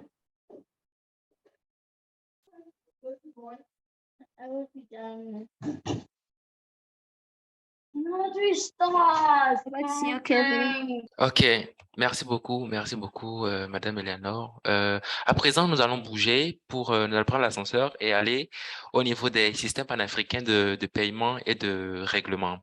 Ma question, je la pose à Madame Gloria du PAPSS, donc de système panafricain de paiement et de règlement. Cette question, la voici. Comment le système panafricain de paiement et de règlement détermine-t-il le taux de change entre les différentes parties? Madame Gloria? Hi everyone. Bonsoir. Bonsoir. Je vais répondre en anglais, juste parce que je suis plus à l'aise en anglais. Donc, how does PAPS determine exchange rates between parties? The first thing we have to understand is that PAPS transactions are initiated and executed in local currency. Now, because these are cross-border transactions, there has to be currency conversion. So as of today, it is the central bank that determines the rates for transactions in their currency.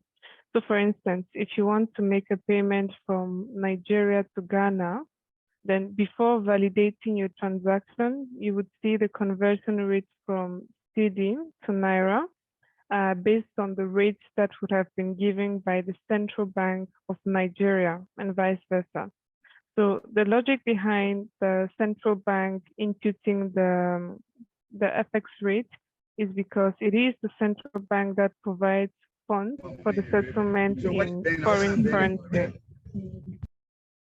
So that will be the answer to the question. Thank you. Merci beaucoup, Madame Gloria. À présent, je m'excuse pour les questions que nous avons sautées. Nous sommes poursuivis par le temps, du coup, nous avons préféré prendre l'ascenseur, comme je l'ai dit tout à l'heure, pour aller quand même parcourir toutes les différentes sections de notre module de formation. À présent, je vais laisser la parole à Shenza, qui va continuer. Over to you, Shenza. Okay, thank you very much. And the following question goes back to Ms. Gloria from PAPSS. This is the question. What is the current volume of transactions on the PAPSS platform, for example, in a day? And what are the projections over the next 5 years? Do you also analyze the data drawn from the volume of transaction, e.g., country level data, frequency of transaction from user? Ms. Gloria, please, over to you. Thank you very much for your question. So as of today, we are yet to begin transactions on PAPS, and this is something that is scheduled for this quarter. And so once we have the transactions, then we would be able to gather this data and develop projections on how many transactions are expected per day, for instance.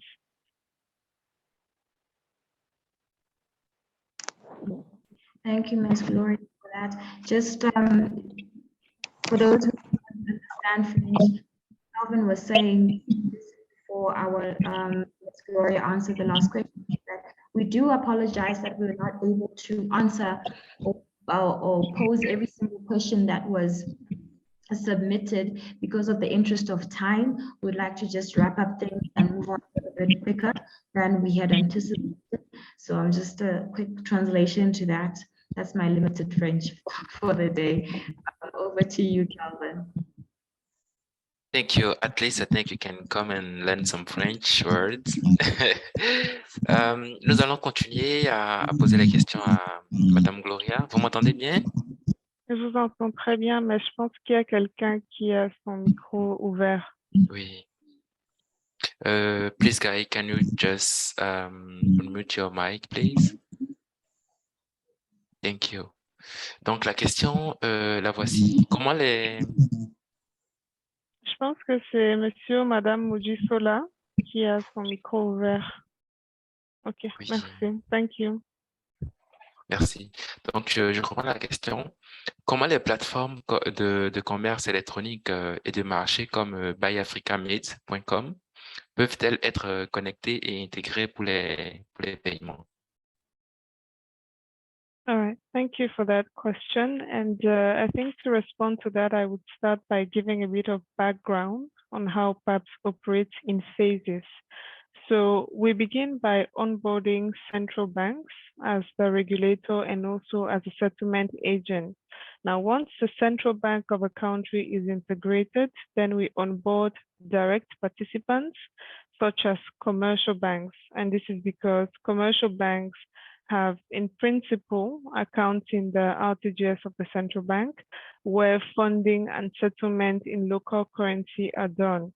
Now, once we've onboarded the commercial banks, then we can onboard indirect participants such as fintechs, money transfer operators, and mobile money operators that would need to partner with the direct participant in order to do their funding and settlement in PAPS. So for e-commerce and marketplace platforms, this would fall under indirect participants. And so this would be done after the central bank and the commercial banks have been onboarded. And I would also like to mention that PAPS is working to have tailor-made products that would be of interest to e-commerce. Thank you.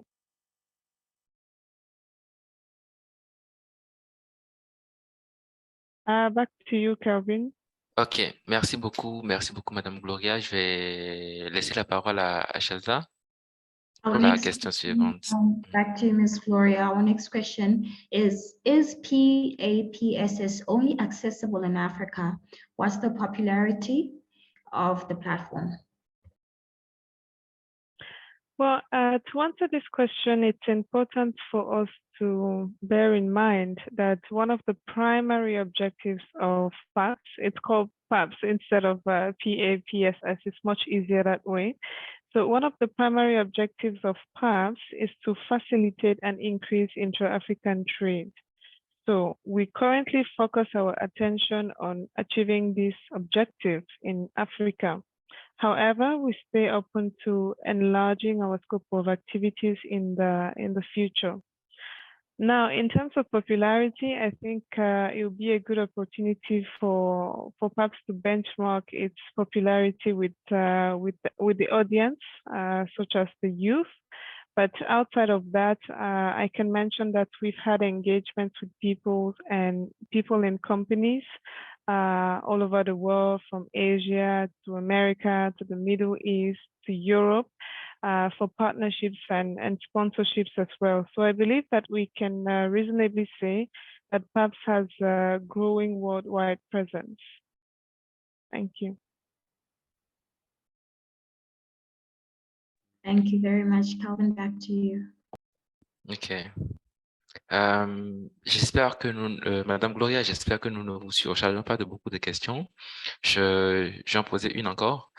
Le PAPS a-t-il une approche stratégique pour obtenir plus d'adhésion des banques centrales afin d'assurer une participation inclusive à l'échelle du continent en tenant en compte le nombre d'intermédiaires non africains qui dominent encore les plateformes de paiement numérique?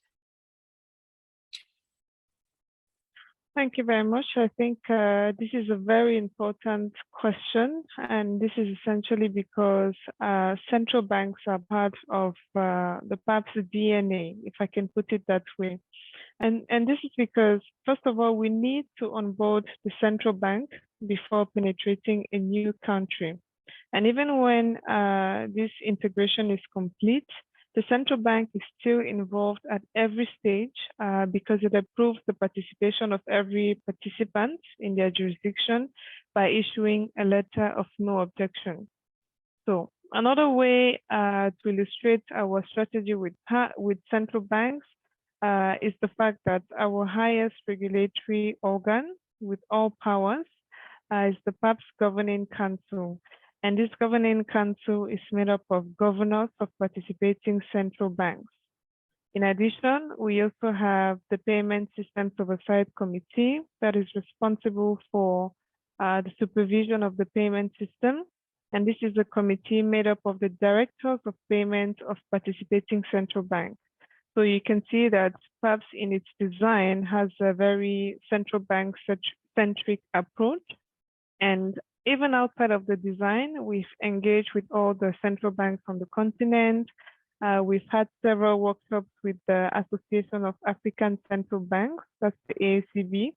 That is one of our key stakeholders. So I think we can confidently say that we have a strategy for engaging central banks on the continent. Thank you. Merci beaucoup, Madame Gloria, pour votre intervention. Je rappelle que vous représentez le PABS et je remercie également toutes les personnes qui sont intervenues. Je vais parler de Madame Eleanor du Programme de développement des Nations Unies. Je vais parler de Monsieur Komi, de la même institution de programme de développement des Nations Unies, de Madame Mia de l'UNECA, de Monsieur Richard de l'ICT, de toutes les personnes qui sont intervenues. Je vais laisser à présent la parole à Chaza pour qu'elle nous dise un mot. All right. Thank you, Calvin, and thank you. I just want to take a moment to just say thank you to all our panelists who did manage to show up. We want to personally thank Mahmoud, Javier, and Saeed for being able to join us in this wonderful discussion and this wonderful panel discussion. And we just want to sign out officially so that we can switch off our recordings. I believe we've also thanked our co-conveners, each one of them by name. Again, I represent those who can't speak French.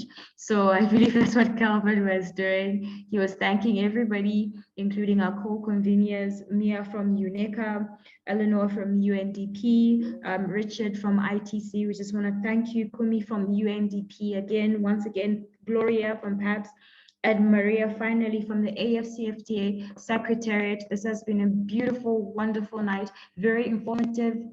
And we just want to say that we want to also thank our audience, each one of you, for just logging in and tuning in, having this online debate and discussion, just trying to understand how the AfCFTA works and how we can also implement it moving forward. So this is us signing out officially with the recording, but we will continue the discussion as an after session. And I do know that a lot of people enjoy that. We're just going to go back to some of the questions that we haven't answered and asked. And also in the chat box, I know a lot of you have been asking a lot of questions. Thus, we have the bonus module. But signing out from me, Chajaludo Macheng from Botswana. Have a good evening. Calvin, any final words? Merci une fois encore à toutes les personnes qui sont intervenues, aux participants. N'oubliez pas de vous abonner à la chaîne YouTube de YALDA. Le lien est dans le chat box et j'espère vous revoir bientôt. Mon nom est Kelvin Adonchele du Bénin. Je vous remercie. And I just want to say thank you also to our technical guys, the background from YALDA. And I'd like Valencia to step in with the homework. Yes, all of you, even if it's a bonus module, there is homework. So Valencia, over to you, please. Okay, thank you, Chaz and Kelvin, and all our co-conveners and our panelists for a great session, and also the participants who have been able to join this session. It's a pleasure. I believe you have all learned something, got to interact with all the questions that we had, and we believe this was a great session. So coming back to the previous modules that we have had since we began, from Module 1 to Module 4, I understand that our participants have been engaging with some quizzes and homeworks. So at this point, this is a bonus module. We don't expect to engage with the homework because it's a bonus kind of discussion module, but you have engaged with homeworks and quizzes for the past 4 modules. So at this juncture, I just want to notify you that we are going again to open Module 1 quiz. That will be after 2 weeks or 1, depending, so that some of you can, those who missed the first session, can engage with it, because it's a requirement for every one of us to get a certification. You need to have attended at least 3 sessions live and undertaken all the homeworks and quizzes. And I believe yesterday was the deadline for you to submit your final homework for Module 4. Also, I think on a final note, I think you'll be asking when are you getting your certificate and how is it going to go about. At the moment, the essay grading of your homeworks is being done, and I believe you just submitted the final one yesterday. So this will take some time, but we promise you that in the course of January, that should be late January or early February, depending, you're going to get your certificates, those who made the criteria of being certified. So stay in touch, join our WhatsApp groups, follow us on our social media pages and our YouTube channel. Any information that is needed, you'll get updated. And those who think that they should take this course again, you never know.